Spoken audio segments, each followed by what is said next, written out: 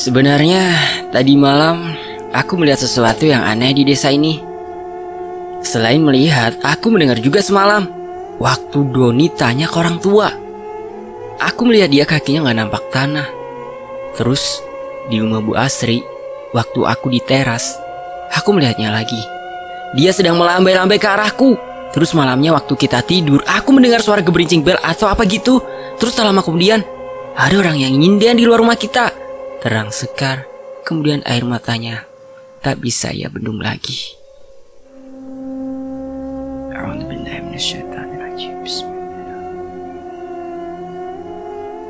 Sarah yang percaya tidak percaya pun mencoba menenangkan Sekar. Paling iku halusinasimu, soale kecapean yo iso. Sarah pun membuatkan teh hangat untuk menenangkan Sekar. Tak gawe no teh ya? Tanyanya. Sekar pun hanya diam. Ojo ninggalno aku ya, pinta Sekar lirih. Alah, ya wes, jo, melu aku kene. Mereka berdua berjalan ke dapur. Sekar pun duduk di depan atau semacam ranjang yang gak ada kasurnya, hanya dianyam gitu. Sedangkan Sarah membuatkan teh untuk Sekar. Sesekali Sarah mengajak ngobrol Sekar. Sekar pun lama-lama merespon dan mulai membaik daripada sebelumnya. Ini tehnya, mumpung masih anget, ucap Sarah sambil memberikan teh ke Sekar. Makasih ya Sarah. Ayo ke depan, siapa tahu Doni atau Ivan sudah kembali, ajak Sarah kemudian. Mereka berdua kembali ke ruang tamu. Tak berselang lama, Doni pun sampai di depan dan mengetuk pintu. Punten, GoFood, ucapnya. Kemudian Sarah pun membuka pintu. Biar suasana gak tegang, tuh Sekar udah ketawa juga, kata Ivan sambil menunjuk ke arah Sekar yang ketawa melihat tingkah Ivan. Loh Van, tanganmu kenapa? Tanya Sarah. Oh, ini jadi gini. Ivan pun menceritakan kejadiannya secara detail ke mereka. Mosok ono sing sengaja ngrusak? Tanya Sarah. Yo embo, yo paling arek-arek kordes. Tapi kaca mobilnya aman kan? Tanya Sarah. Alhamdulillah aman, jawabnya. Mereka pun berbicara sekaligus menenangkan Sekar hingga Sekar sudah tenang seperti sebelumnya. Senyumnya sudah mulai terlihat. Kemudian Sarah pun berinisiatif untuk masak karena mereka bertiga sudah lapar. Walah, arek goblok iku nandi cek suwine, ucap Ivan yang tak lama kemudian Doni masuk ke ruang tamu. Sorry, suwe, aku mau dijak Pak Kades, Mbak Bu Asri, keliling-keliling, ucapnya sambil meraih minum yang ada di meja ruang tamu. Minum dulu teman-teman. Buaten kul awakmu kabur cuk, ninggalno awake, ucap Ivan kesal. Doni pun menjelaskan kepada Sekar dan juga Ivan tentang insiden tadi siang. Ternyata itu hanya kesalahpahaman saja.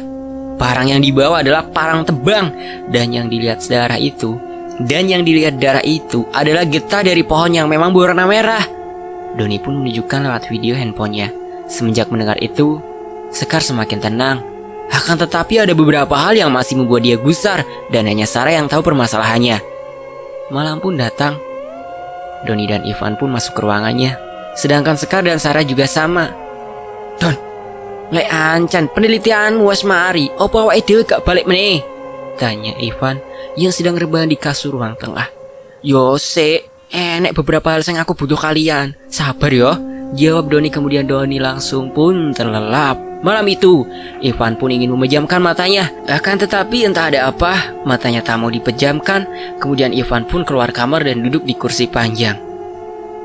Ya, ia iseng menghidupkan radio dan ternyata bukan pajangan, melainkan memang berfungsi. Ivan pun mencari frekuensi yang bisa ditangkap, tapi tidak ada satupun yang tertangkap. Ivan pun segera mematikan radionya dan membuka laci lemari di bawah radio untuk terletak. Loh, apa iki? Karnaval? Tanya Ivan dalam hati yang melihat sebuah foto usang. Dari foto itu tampak banyak orang berbaris dengan wajah tanpa senyum. Ada beberapa orang yang terikat, sedangkan yang lain seperti menari. Nampak juga salah satu dari foto itu ada Bu Asri, istri kepala desa. Kemudian Ivan pun menyimpan foto itu dalam saku celana jeans birunya.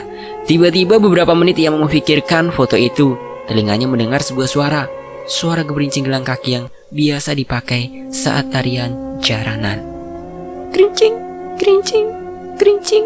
Suara itu awalnya lirih, akan tetapi lama semakin terdengar suara kerasnya, seperti sedang di halaman rumah. Ivan pun ingat akan pesan orang misterius itu. Akhirnya ia mengurungkan niatnya untuk keluar.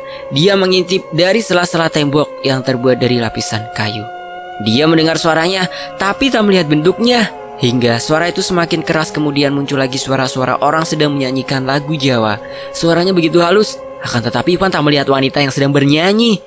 Yang ia lihat hanya teras dan halaman depan yang sepi. Hingga tiba-tiba dia melihat samar-samar wanita berparas ayu dengan memakaikan kebaya.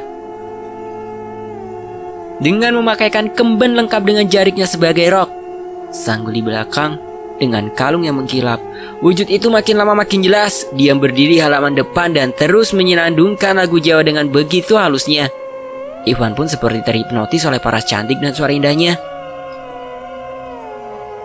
Wanita itu terus dan terus menyenandungkan lagu itu hingga matanya tertuju pada sela-sela kayu yang digunakan untuk Ivan mengintip dari dalam rumah. Ivan sesaat kaget dan memundurkan badannya. Kemudian ia melihat lagi karena rasa penasaran yang begitu dalam. Wanita itu tersenyum manis. Bibir tipisnya seolah membius Ivan. Matanya yang indah, tatapannya yang membuat Ivan ingin membuka pintu dan mendekatinya. Seolah wanita itu ingin mengajak ia bicara. Ivan pun sudah mulai melupakan apa yang orang misterius itu katakan. Akhirnya Ivan membuka kunci perlahan dan memegang gagang pintu dari kayu itu. Dibukanya perlahan. Kriat. "Ojo mau buka!" teriak suara seperti lelaki tua yang berada tepat di belakangnya. Sekejap Ivan pun menutup dan mengunci kembali. Ivan pun menoleh ke arah di mana suara itu berasal, tetapi tidak mendapati apapun di sana kecuali kursi kosong dan meja dengan radio. Ivan pun mencoba mengintip dan wanita itu hilang entah kemana.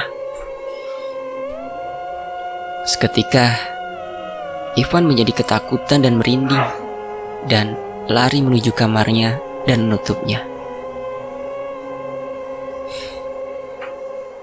Hari kedua di sana, Ivan pun bangun di pagi hari. Seperti biasanya, ia sudah melupakan kejadian yang menyeramkan semalam. Dia hanya terngiang oleh wanita yang menatapnya lembut.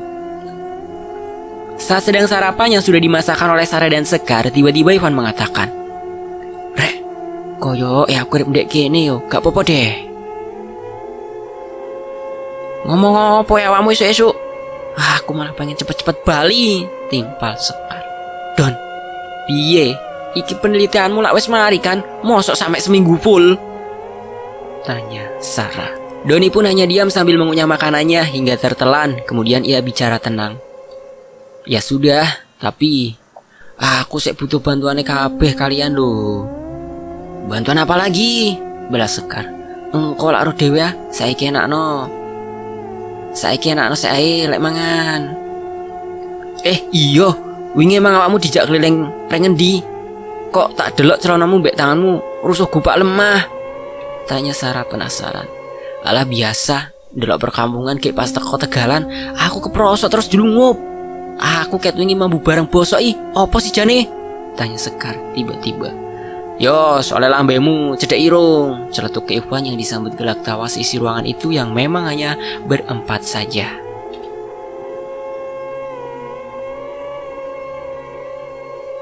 Sore hari pun sudah tiba. Mereka sedang bersih-bersih karena sebelumnya Doni mengatakan akan diundang kepala desa dan warga sekitar ikut merayakan pesta desa yang diadakan tiap 6 tahun sekali di sumber air. "Rek, ya opo? Wes siap ta?" tanya Doni dan Ivan yang menunggu mereka di ruang tamu. Sekar dan Sarah pun keluar. Mereka sudah siap dengan pakaian mereka masing-masing. Begitu juga Doni dan Ivan. "Emang harus gini banget ya pakai tali putih di lengan?" tanya Sekar. "Ya adatnya, gimana lagi?" jawab Doni. Sebelum berangkat mereka berbincang-bincang santai di ruang tamu. "Yuk sebelum berangkat kita minum dulu, mumpung ada es buah naga nih. Ya tahu juga siapa yang bikin," kata Ivan yang kemudian menuangkan es merah buah naga ke Doni, Sekar, dan juga Sarah. "Oh, yang bikin ini orang kampung, katanya tiap rumah dibagi rata kok," jawab Doni santai. Kemudian mereka pun meminumnya dan kembali berbincang hingga menunggu jam 5. Mereka berangkat bersama warga yang lainnya. "Duh, arep budal kok ngantuk eram ya," ucap Ivan. Sementara Sekar sudah tertidur di bangkunya. Sarah pun juga berpikiran demikian. Iyoi, apet mataku rasa nih. Kemudian Sarah pun tidur di kursi dengan kepala berada di meja. Sedangkan Ivan mencoba untuk menguatkan mata dan melihat ke arah Doni yang masih berdiri dan seperti menunggu sesuatu di depan pintu. Mata Ivan pun semakin gelap. Ia tak mampu menahan rasa kantuknya dan akhirnya dia terlelap. Entah sudah berapa jam ia tertidur, yang pasti Ivan membuka matanya perlahan dan melihat di sekelilingnya. Amat sangat ramai seperti sedang ada pertunjukan. Di kanannya ada Sarah dan juga Sekar yang masih terlelap. Sedangkan di bagian kirinya ada Doni yang seperti berteriak ke arah Ivan. Tetapi Ivan tak mendengar apapun, bahkan tak ada suara apapun yang terdengar. Hingga ia benar-benar sadar dia sedang terikat di kursi. Kaki dan tangannya terikat erat. Begitu juga Doni, Sekar dan Sarah. Suara yang tadi tidak terdengar, sekarang pun terdengar. Cok, sadaro, kata dipateni, teriak Doni. Ivan pun benar-benar melihat di sekelilingnya. Suasana yang sangat ramai. Banyak orang yang tengah melihat empat sekawan itu terikat di kursi. Hingga kerumunan itu tiba-tiba minggir menjadi dua barisan. Dan di antaranya ada satu orang sedang membawa seperti parang yang besar dan memakai topeng seperti kulit. Entah kulit apa itu yang pasti membuat Ivan dan Doni terbelalak ketakutan. Mereka mencoba melepaskan tali akan tetapi usahanya sia-sia. Malam itu, ditemani cahaya dari obor di sumber air itu bersama ramainya orang tengah melihat acara aneh itu. Orang bertopeng itu berjalan menghampiri Sekar yang berada di kanan sendiri. Memegang pipinya kemudian mendekatkan wajahnya ke Sekar. Sekar pun kemudian bangun dan masih bingung dengan kejadian ini. Akan tetapi, setelah ia melihat ketiga temannya sama dengan dia, Sekar pun tahu jelas kemana arah dan tujuan upacara ini. Dia teriak sejadi-jadinya, menangis sejadi-jadinya. Ia sekuat tenaga ingin melepaskan talinya akan tetapi tidak bisa. Sarah yang saat itu juga sadar pun melakukan hal yang sama. Kemudian orang bertopeng itu mengangkat parangnya tinggi-tinggi, dibarengi dengan suara raungan dari orang-orang yang melihat itu. Ojo, ampun, jangan diapa-apain, bangsat, teriak Ivan dan Sarah. Bahkan Doni pun mengeluarkan kata-kata yang sangat kasar karena sudah diambang batas kewarasan pada malam itu. Sekar pun hanya terbelalak melihat itu, menangis dan mencoba memejamkan mata. Suara tebasan parang itu pun mengenai tepat di antara leher Sekar yang membuat Sekar mati seketika terpenggal. Darahnya keluar kemana-mana hingga mengenai tubuh Sarah dan juga Ivan. Bangsat! Kon sopo jancuk, teriak Ivan sekencang-kencangnya. Sarah pun ketakut hingga ia tak bisa membendung air matanya. Ia sudah tak sanggup bicara melihat kepala temannya yang tergeletak terpisah dengan tubuhnya. Bocah iki rung ngetokno getendek kene, teriak orang yang memakai topeng itu dan sepertinya Ivan pun tak asing dengan suaranya. Orang itu membuka topengnya dan benar saja dia adalah Bu Asri yang selama ini Ivan dan lain-lain kenal baik. Bu Asri pun lantas mengambil pisau kecil menusuknya di paha Sarah. Sarah pun berteriak sekencang-kencangnya karena rasa sakit itu. Darahnya menetes hingga jatuh ke tanah. Kemudian hal yang sama terjadi kepada Sarah. Sebelum meninggal, Sarah sempat melihat ke arah Ivan dan Doni. Matanya menunjuk ribuan pertanyaan yang bahkan belum sempat ia tanyakan. Ivan pun semakin menggila tatkala merasakan bahwa ini saatnya dia untuk dibunuh. Cah bagus, lek saiki kuduk parang. Bu Asri pun menaruh parangnya di meja, kemudian mengambil semacam potongan besi berwarna hitam dengan ujungnya yang sangat runcing. Awet dewe ono salah apa bu? Kok sampai ngene? Jancuk, cok kondon, lapo awake mok gorene bangsat, teriak Ivan. Gak ono salah kok le, emang wayahe. Jawab Bu Sri kemudian menancapkan besi runcing itu tepat di perut Ivan. Karena besi itu ada rongganya sehingga darah segar mengucur melewati rongga besi itu. Cok, aku digawe mati tak geteh. Jancok kon, suara Ivan. Suara Ivan melemah. Ivan pun masih bisa melihat Bu Asri mendekati Doni membawa pisau belati. Doni, ojo mok pateni bangsat, ucap Ivan lemah. Mata Doni terbelalak, dia memberontak dari kursinya, teriak, mengumpat dengan segala macam kata kasar. Bu Asri pun mendekati Doni dan mengenduskan tepat di leher Doni. Ivan pun terkejut bukan main. Di tengah kematiannya, Ivan melihat Doni tersenyum dan kemudian tertawa terbahak-bahak. Aktingnya wes ta sayang? Tanya Doni. Sampun mas. Bu Asri kemudian membuka tali yang mengikat Doni di kursi Doni. Setelah dibuka, Doni pun mencium Bu Asri. Ivan pun kaget bukan kepalang. Kemudian Doni berjalan dan mendekati Ivan, tepat di depannya. Walale, kok cek goblok temen kon. Bangsat. Kon selama ini ngapusi aku mbak arek-arek jancok kon. Sopo kon, kire? Doni pun duduk di meja. Bu Asri pun memeluknya dari belakang. Aku sing kuwasa ndek desa iki. Aku ilat geni. Aku kepala, ungkapnya. Ivan pun melihat fisik Doni yang berubah. Matanya berubah menjadi berwarna merah. Giginya memiliki taring lancip. Kemudian ada tanduk satu muncul di atas dahinya. Jadi selama iki, Ivan pun meneteskan air matanya.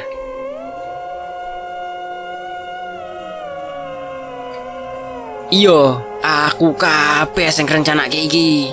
Mulai nang desa iki nggo arek goblok. Gembosi mobil jogo-jogo lek enek sing kabur kaya sepulutan kepungkur. Tapi sing dek luar perkiraanku, waktu Sekar nemoni rakyatku sing goblok. Kemudian Ivan melihat dua orang yang dilihat Sekar itu digantung terbalik dengan leher, tertancap pipa kecil sehingga darah mengalir. Bahkan orang tersebut seperti lemas atau bahkan sudah mati. Ivan pun mulai kehilangan kesadaran. Lama-lama terasa makin gelap dan makin gelap. Nah, pokok iki kita dipateni? Tanyanya sebelum Ivan tertunduk tak bernafas. Doni pun tertawa terbahak-bahak. Rumangsamu aku oleh keabadian kita kon dicok, jawabnya kemudian memegang kepala Ivan dan melihat Ivan sudah tidak bernyawa. Lah, wis mati? Tanya Doni. Kemudian Doni dan Asri pun beranjak dari situ. Urus sono kabeh, aku ngerti meneh wis resik, ucap Doni kemudian pergi meninggalkan kerumunan itu. Saya ngancan pinter awakmu. Aku gak pinter. Mereka aja yang terlalu bodoh, jawabnya. Seiring mereka menjauh, nampak bentuk tubuh Asri bagian perut ke bawah menjadi tubuh ular yang besar. Sedangkan Doni kakinya seperti kaki kuda.